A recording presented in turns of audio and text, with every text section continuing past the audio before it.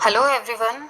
आज हम जो टॉपिक देखने जा रहे हैं इस अपने वीडियो में वह क्लास 11th से रिलेटेड है।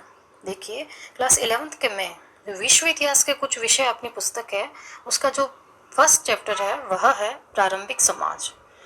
क्या चैप्टर है? प्रारंभिक समाज। इसमें हम यह देखते हैं कि समय की शुरुआत से लेकर के लेखन कला और शहरी जीवन इनका पूरा विवरण दिया गया है। तो हम स्टार्ट करते हैं कि कैसा हमारा प्रारंभिक समाज था। इसके लिए हमें कुछ शब्दावलियाँ जिनका अर्थ अगर हमें मालूम हो तो हमें पढ़ना थोड़ा हमारे लिए आसान हो जाएगा। तो वह देखते हैं। सबसे पहले हम देखते हैं कि संजाति वृत्त किसे कहते हैं। संजाति वृत्त किसे कहते हैं? देखिए, संजाति वृत्त में समकालीन नृजातीय समूहों का विश्लेषणात्मक अध्ययन होता है।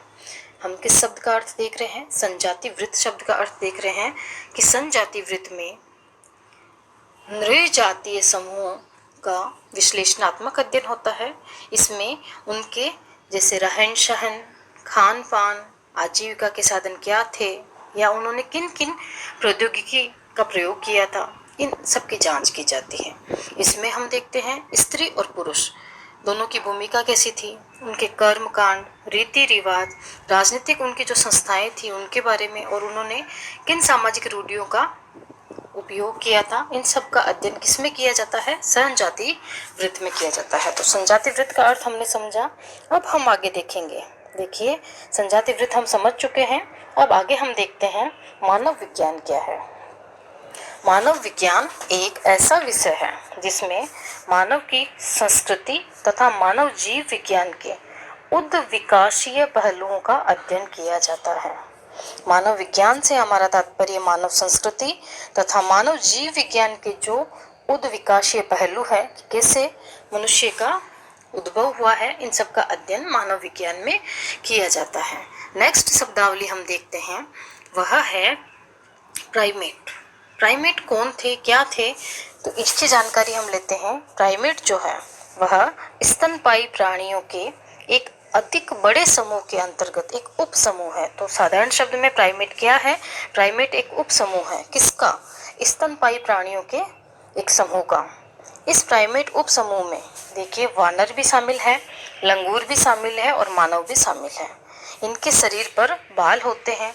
बच्चा पैदा होने से पहले अपेक्षाकृत लंबे समय तक माता के गर्भ में पलता है। माताओं में बच्चों को दूध पिलाने के लिए ग्रंथियां होती है। प्राइमेट प्राणियों के दांत भिन्न भिन्न किस्मों के होते हैं। यह सभी प्राइमेट प्राणियों की विशेषताएं बताई गई है। नेक्स्ट हम देखते हैं प्रजाति, या फिर हम कहें स्पीसीज। तो प्रजाति क्या है, स्पीसीज क्या है?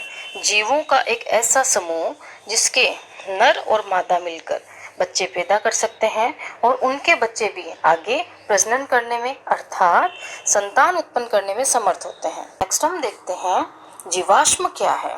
देखिए, जीवाश्म जिसको इंग्लिश में हम कहेंगे फॉसिल। तो जीवाश्म शब्द एक अत्यंत पुराने पौधे या फिर हम कहें जानवर या फिर हम कहें मानव के उन अवशेषों या छापों के लिए प्रयुक्त होता है जो एक पत्थर के रूप में बदलकर अक्सर किसी चट्टान में समा जाते हैं और फिर लाखों साल तक उसी रूप में पड़े रहते हैं। तो उन्हें जीवाश्म का नाम दिया जाता है। तो जीवाश्म के तहत पेड़ पौधे भी आएंगे, जानवर या उनके अवशेष भी आएंगे, तो मानव भी आएंगे। तो फॉसिल हमने यहाँ पर समझा। ये कुछ शब्दावलियाँ थी जो इस पाठ को प्रारंभ करने से पहले हमें समझनी आवश्यक है। अब हम अगला जो इस पाठ के बारे में जानकारी है वह नेक्स्ट वीडियो में हम देखेंगे।